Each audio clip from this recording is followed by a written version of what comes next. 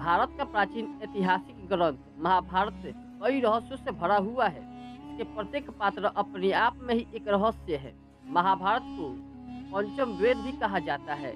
यह ग्रंथ हमारे देश के मन और प्राण दोनों में ही बसा हुआ है। यह भारत की राष्ट्रीय गाथा है। महाभारत में जितने भी पात्र थे वे सभी देवता, गंधर्व, यक्ष, रुद्र, वसु, अप्सरा, राक्षस तथा ऋषियों के अंश से अवतार लिए थे। उनमें से शायद ही कोई सामान्य मनुष्य रहा होगा। तो आइए जानते हैं कौन सा योद्धा किसका अवतार था। भगवान श्री कृष्ण 64 कला अष्ट सिद्धियों में पूर्ण श्री कृष्ण को भगवान विष्णु का अवतार माना जाता है। माना जाता है कि वे अपने अगले जन्म में मनु थे, जिन्होंने सहस्त्र कवच नामक राक्षस का वध अपने अवतार के साथ किया था। बलराम जी महाबली बलराम शेष नाग के अंश थे। जब कंस ने देवकी वासुदेव के 6 पुत्रों को मार डाला, तब देवकी के गर्भ में भगवान बलराम पधारे। योग माया ने उन्हें आकर्षित कर नंद बाबा के यहाँ निवास कर रही सिरोहरी जी के गर्भ में पहुंचा दिया। इसलिए उनका एक नाम संकर्षण पड़ा। बलवानों में श्रेष्ठ होने के कारण उन्हें बलभद्र भी कहा जाता है। श्री कृष्ण के बड़े भाई होने के कारण उन्हें दाऊ भी कहा जाता है। और महाभारत युद्ध के समय उन्होंने महाभारत युद्ध में भाग न लेकर तीर्थ यात्रा पर जाने का फैसला किया था।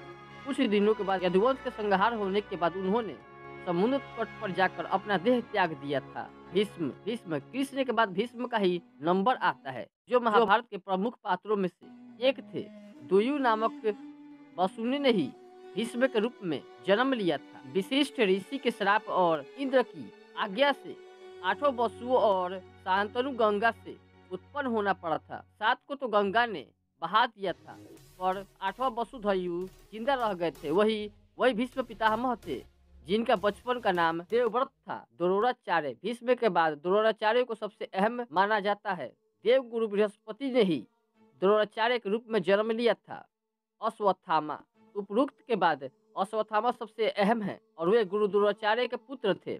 अश्वत्थामा पिता पुत्र की जोड़ी ने मिलकर महाभारत में कोहराम मचा दिया था। अश्वत्थामा को महादेव का यम, काल और क्रोध के जमलिया के अंश से उत्पन्न हुए थे। कर्ण देवताओं में सबसे प्रमुख सूर्यदेव के पुत्र थे। कर्ण सूर्य के अंशा अवतार थे। कर्ण के बारे में तो सभी जानते हैं कि वे सूर्यदेव और माता कुंती के पुत्र थे। उनके पालक माता और पिता का नाम अधिरथ और राधा था। उनके गुरु परशुराम थे और उनका मित्र दुर्योधन था। हस्तिनापुर में ही उनका लालन पालन हुआ और जरासंध को हराने के कारण उनको चंपा नगरी का राजा बना दिया गया था। दुर्योधन कलयुग की तपा उनके 100 भाई पुनरुत्य वंश के राक्षस के अंश थे।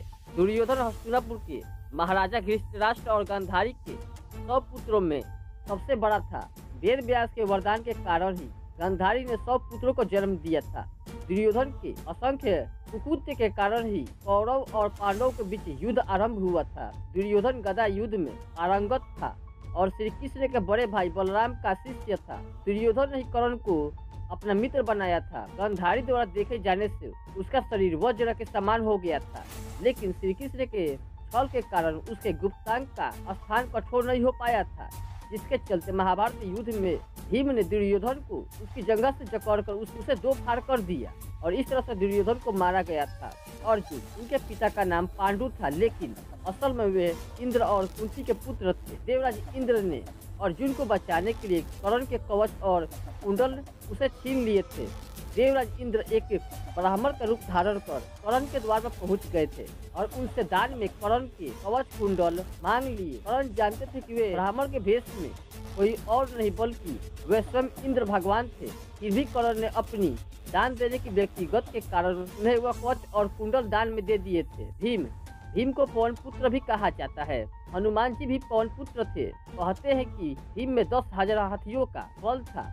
भीम ने भी बलराम से गदा युद्ध सीखा था। भीम ने ही दुर्योधन और दुशासन सहित गांधारी के 100 पुत्रों को मारा था। द्रौपदी के अलावा भीम की पत्नी का नाम हिडिंबा था, जिसमें भीम का परमवीर पुत्र घटोत्कच पैदा हुआ। घटोत्कच ने ही इंद्र द्वारा कर्ण को दी गई अमोघ शक्ति को अपने ऊपर चलाकर अर्जुन के प्राणों की रक्षा किया। युधिष्ठिर धर्मराज और कुंती के पुत्र थे। युधिष्ठिर के धर्म पिता पांडु थे और 5 पांडवों में वे सबसे बड़े भाई थे। वे सत्यवादिका एवं धार्मिक आचरण के लिए विख्यात थे। अनेक धर्म संबंधी पशु एवं उनके उत्तर युधिष्ठिर के मुख से महाभारत में कहलाए गए थे। इनके पिता धर्मराज ने यक्ष बनकर सरोवर पर उनकी परीक्षा भी ली थी। द्रौपदी के अलावा उनकी देविका नामक एक और पत्नी भी थी। नकुल और सहदेव ये दोनों 33 देवताओं में से 2 अश्वनी कुमार के अंश से उत्पन्न हुए थे। ये 2 अश्वनी कुमार थे, एक नासत्य और दूसरा ददस्त्र। सहदेव त्रिकालदर्शी थे। उसने महाभारत युद्ध के होने और इसके परिणाम की घटनाओं को पहले ही जान लिया था, लेकिन श्री कृष्ण ने उसे इस घटना को किसी को भी बताने से इनकार कर दिया था। कृपाचार्य रुद्र के एक गढ़ थे। कृपाचार्य के रूप में अवतार लिया था। कृपाचार्य ने महाभारत में एक अहम भूमिका निभाई थी। शकुनी, द्वापर युग के अंत से शकुनी का जन्म हुआ था। वे शकुनी ही थे जिन्होंने कौरव को महाभारत युद्ध भूमि में लाकर खड़ा कर दिया था। शकुनी का भी एक अपना दुख भरी कहानी है।